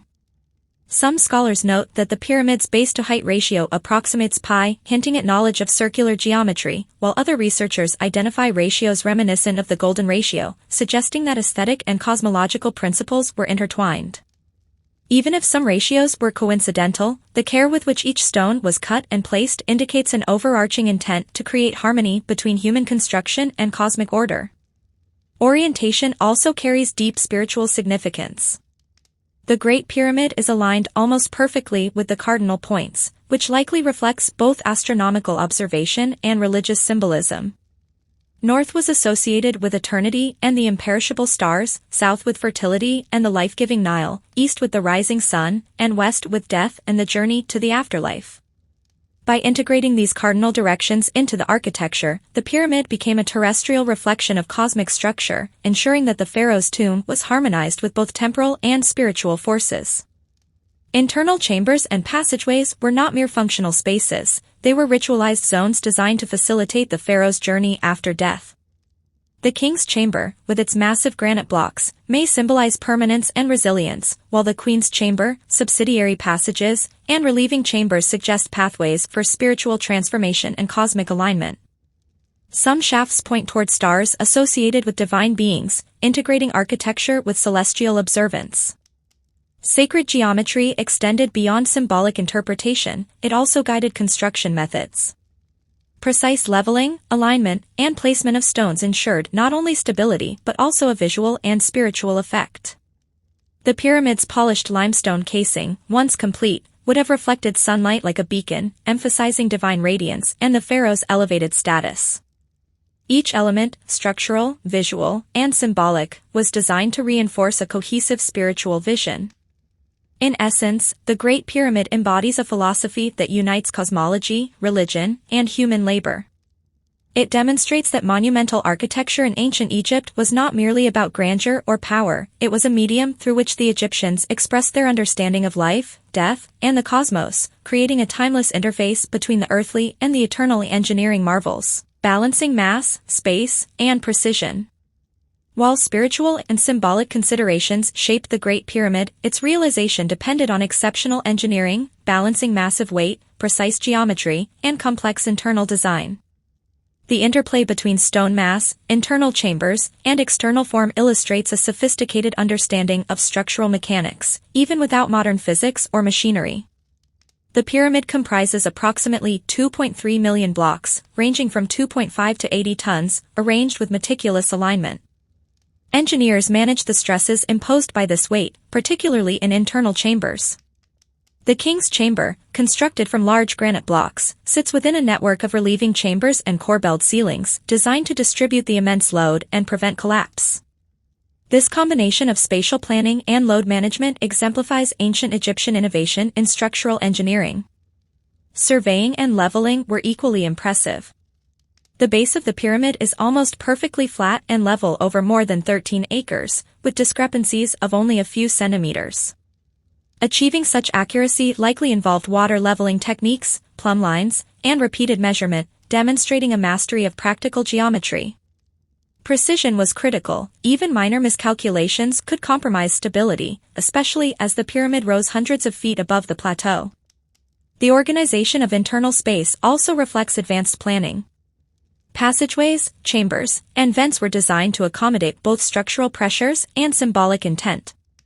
For example, narrow shafts from the King's Chamber align with specific stars, integrating architectural mechanics with astronomical and spiritual functions.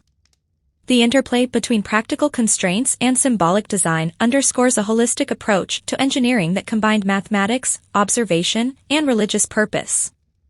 Transporting massive stones posed additional engineering challenges.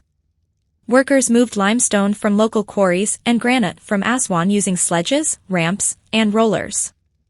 Experimental archaeology has demonstrated that wetting the sand reduces friction, allowing heavy blocks to slide more easily, a testament to the Egyptians' empirical knowledge of physics. They also coordinated thousands of workers, dividing labor into teams for cutting, hauling, and placement, ensuring both efficiency and precision over decades. The outer casing of polished limestone added another layer of complexity. Workers kneaded uniform blocks with precise angles, creating a reflective surface that accentuated the pyramid's geometry and visual prominence. Even as centuries of erosion have removed most casing stones, their original effect would have been dazzling, emphasizing the engineered harmony of mass, light, and form. In conclusion, the Great Pyramid represents a synthesis of visionary design and technical execution. Spiritual principles guided its purpose, while engineering mastery ensured its stability, precision, and longevity. The monument remains a testament to human capability, demonstrating that careful observation, coordinated labor, and creative problem-solving can produce structures that endure millennia. Cultural integration, the pyramid as social and political instrument. Beyond its spiritual and engineering achievements, the Great Pyramid served as a centerpiece of social, political, and economic organization, demonstrating the interplay between monumental architecture and governance. Its construction required unprecedented coordination, integrating labor, resources, and administrative oversight in ways that reinforced the power and legitimacy of the pharaoh. Large-scale pyramid projects mobilized tens of thousands of workers, including skilled artisans, quarry laborers, transport crews, and supervisors. Organizing such a workforce required a highly structured administration, with clear hierarchies, reporting systems, and rotational schedules. Seasonal agricultural cycles were incorporated into labor planning, ensuring workforce availability without disrupting essential food production. This coordination reflects an advanced understanding of resource management and human logistics. The pyramid also functioned as a symbol of centralized authority. Its sheer scale and visibility reinforced the pharaoh's power, both to the population of Giza and to neighboring regions. Every stone placed, every ramp built, and every worker organized was a tangible manifestation of the ruler's capacity to direct collective effort. The pyramid thus intertwined architecture with political ideology, projecting stability, divine favor, and societal cohesion. Economically, pyramid construction stimulated a range of industries. Quarrying, transport, food production, and tool manufacturing were all integral to the project. These activities created employment, infrastructure, and knowledge transfer, demonstrating how monumental projects structured economic life while serving state and religious purposes. Socially, the pyramid fostered a sense of shared purpose. Graffiti inside pyramids references team names, jokes, and informal camaraderie, revealing that workers were participants in a collective enterprise, proud of their contribution to a project of cosmic and political significance. The pyramid thus served as a focal point for identity, morale, and cultural continuity. By integrating spiritual symbolism, engineering mastery, and social organization, the Great Pyramid exemplifies how monumental architecture can shape civilization itself. It is not just a tomb or a monument, it is a dynamic institution, reflecting the combined ingenuity, labor, and vision of an entire society, the Great Pyramid in global consciousness, myth, science, and culture.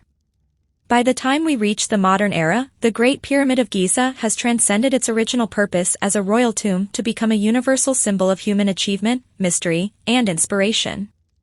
Across continents and centuries, it has inspired myths, scientific inquiry, and cultural expression, bridging the gap between ancient society and contemporary imagination.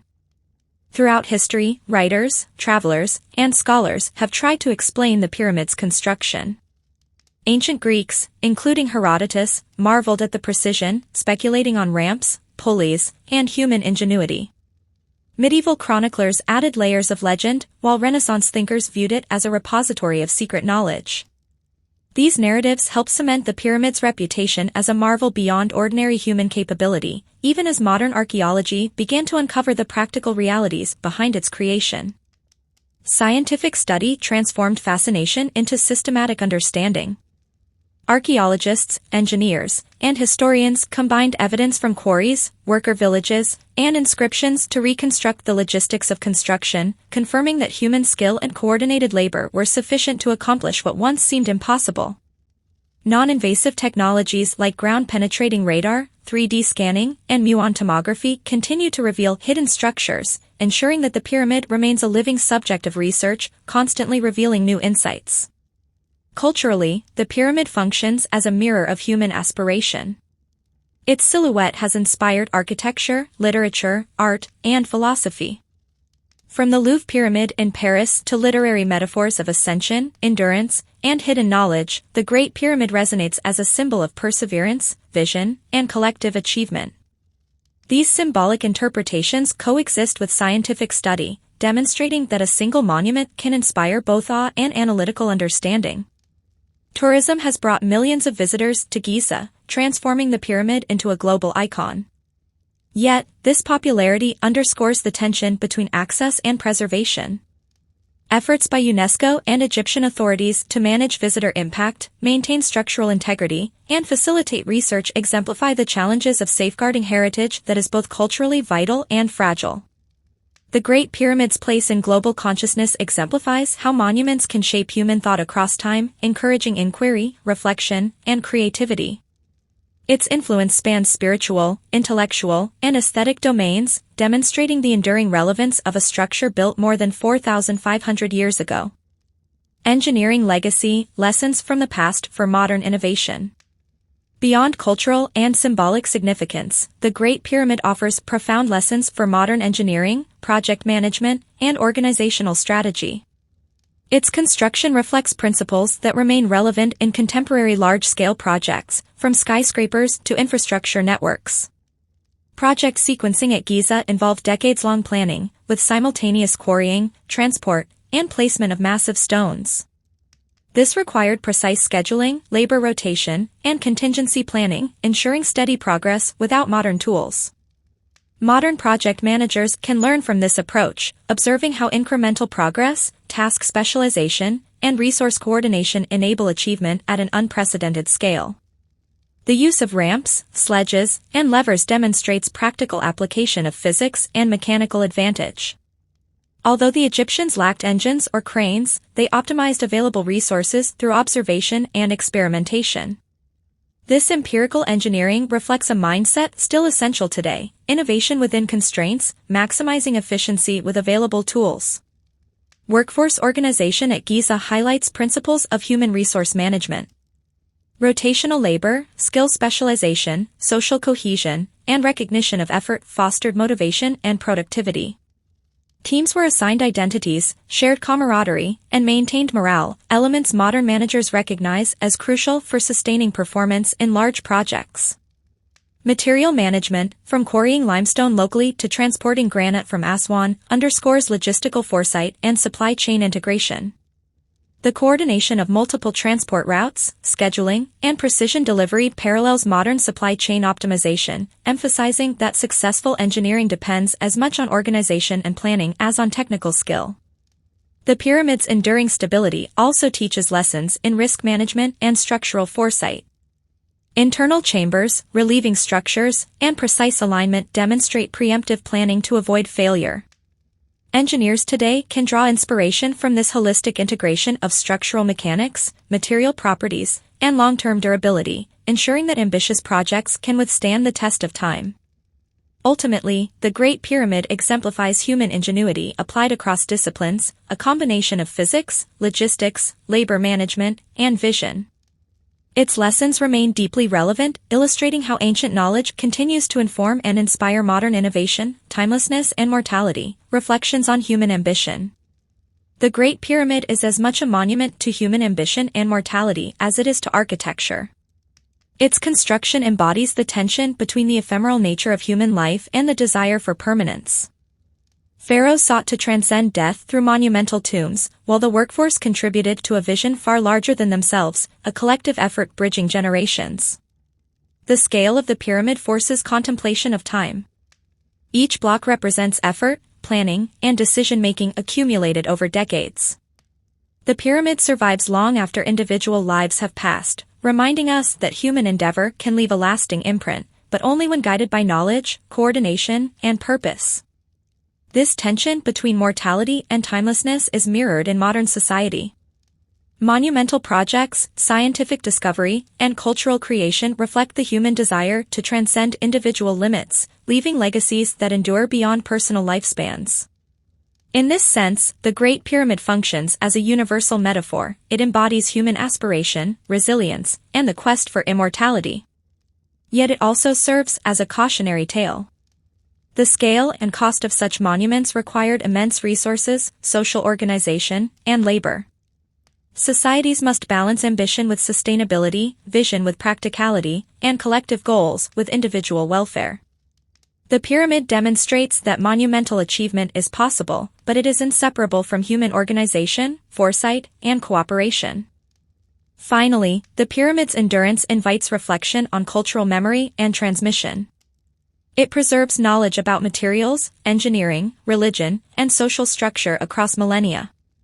For contemporary society, it is a reminder that human creation, when aligned with knowledge, purpose, and collective effort, can achieve a form of immortality, influencing generations yet unborn. A conclusion: how were the pyramids really built?